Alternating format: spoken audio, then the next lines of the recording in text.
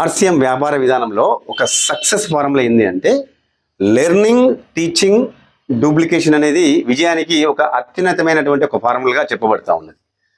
అంటే ఇక్కడ ముఖ్యమైన ఉద్దేశం ఏంటంటే చాలా మంది ఆర్సిఎంలో సభ్యత్వం తీసుకున్న తర్వాత నేర్చుకునేటువంటి క్రమంలో ముందుకు వస్తూ ఉన్నారు, కానీ నేర్పించే విషయంలో కొంత వెనుకబడుతున్నారు అనేది ఒక వాస్తవ సత్యం బాగా అబ్జర్వ్ చేస్తాయి. మరి ఇలాంటి సందర్భంలో ఒక స్టోరీ గుర్తొస్తుంది, విన్నటువంటి విషయాన్ని మీ ముందు ఇస్తాను. సో ఇది ఏమిటి అంటే ఒక పెద్ద వ్యాపారి, ఆ వ్యాపారస్తుడు రోజులాగానే తన వ్యాపారాన్ని కొనసాగించే క్రమంలో తన షాపుకు వెళ్తున్నటువంటి క్రమం లోపల ఆ నగరంలో ఉన్నటువంటి ప్రధానమైనటువంటి సెంటర్లో ఎక్కువ సంఖ్యలో జనాలు కనబడతారట.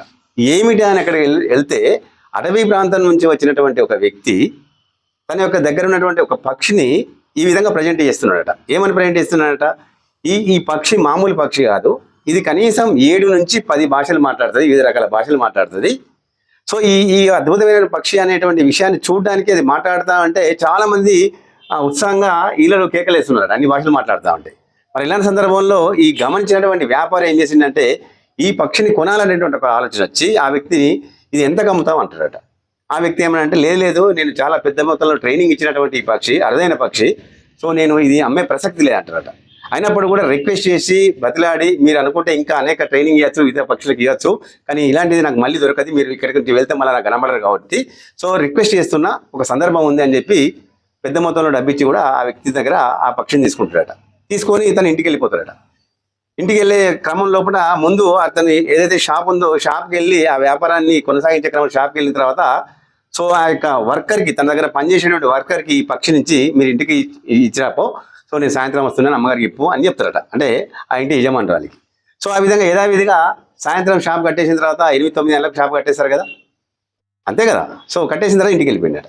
ఇంటికి వెళ్ళిపోయిన తర్వాత చాలా ఫ్రెష్ అప్ అయ్యి స్నానం గినం అన్ని చేసిన తర్వాత సో అక్కడ భోజనానికి కూర్చునే క్రమంలో అతని యొక్క భార్య ఎవరైతే ఉన్నారో ఆ యజమానురాలు, ఆ భార్య ఫేస్ ఫీలింగ్ చూస్తూ ఉంటే అతనికి అనిపిస్తుంది సంతోషపడాలి కదా, ఎందుకు ఈ విధంగా కొంచెం కోపంగా కనబడుతున్నది అనేటువంటి విషయాన్ని, ఏమిటి మీకు అంత బహుమతి ఇచ్చాను కదా, ఈ రోజున మన వర్కర్తో పంపించాను కదా, ఇలా మీ పుట్టినరోజు కదా, పుట్టినరోజు సందర్భంలో ఇంత పెద్ద బహుమతి ఇస్తే ఆ విధంగా కోపంగా ఉన్నావు ఏంటిదని అన్నాడు.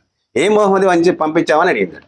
అంటే నీ యొక్క పుట్టినరోజు అనే ఉద్దేశంతో 7 భాషలు 8 భాషలు సుమారు 10 భాషలు అద్భుతంగా అనర్గళంగా మాట్లాడేటువంటి పక్షిని కొని నీకు బహుకారికి ఇచ్చే ఈ సందర్భంలో సంతోషం అనుకుంటే మరి ఈ విధంగా సంతోషం కనబడతలేదని అడిగాడట. ఇంతకీ ఆ పక్షి ఏదన్నా అడిగిందట.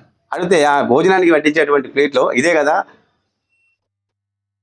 ఏమని చెప్పింది, ఇదే కదా అని, అంటే కూర వండి అక్కడ పెట్టింది ఆ పక్షిని. సో అప్పుడు ఆ వ్యక్తి అన్నాడట కదా, ఇది ఇన్ని రకాలుగా నేను అద్భుతమైనటువంటి పక్షి కదా, అందుకని నీ బహుమతిగా తెచ్చినటువంటి పక్షిని ఈ విధంగా చేయాలి కదా అని కొంచెం ఎంతైనా బాధ ఉంటుంది కదా అన్నప్పుడు ఆ యొక్క యజమాని యొక్క భార్య, ఆ వ్యాపారి భార్య అన్నదట కదా, కరెక్టేనండి, మీరు ఈ పక్షిని ఏ ఉద్దేశంతో పంపారు కదా, బహుమతిగానే పంపారు కదా, మరి బహుమతిగా మీరు పంపించిన విషయం అది అర్థం చేసుకుంటుంది కదా, అర్థం చేసుకున్న తర్వాత 7-10 భాషలు వచ్చి అంటున్నారు కదా, ఒక్క భాషలో కూడా మీరు ఏ ఉద్దేశంతో పంపారో ఆ ఉద్దేశాన్ని ఈ యొక్క భాషలు తెలియజేస్తే నేను ఈ విధంగా మీరు వచ్చేంత వరకు నేను హ్యాపీగా నేను పక్కన ఆడుతూ పాడుతూ ఉంది కదా అనేటువంటి ఒక మాట చెప్పారట.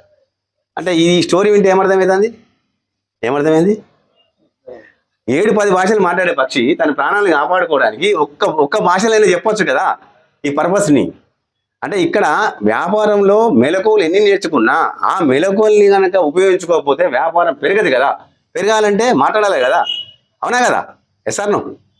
సో కాబట్టి ఈ యొక్క వాస్తవ సత్యాన్ని అర్థం చేసుకొని మరి బిజినెస్ను వేగంగా అభివృద్ధి చేసే క్రమంలో సిస్టమ్ ఏం చెప్తుందో ఆ సిస్టాన్ని ఇతరులకు చెప్పకుండా మొహమాట పడకుండా చెప్పాలని, ఇది ఇతరులకు సహాయం చేసేటువంటి వ్యాపారంగా భావించాలని, ఇతరులకు ఆరోగ్యానికి అందించేటువంటి వ్యాపారంగా భావించాలని తెలియజేసుకుంటూ ధన్యవాదాలు. Thank you very much. JRC.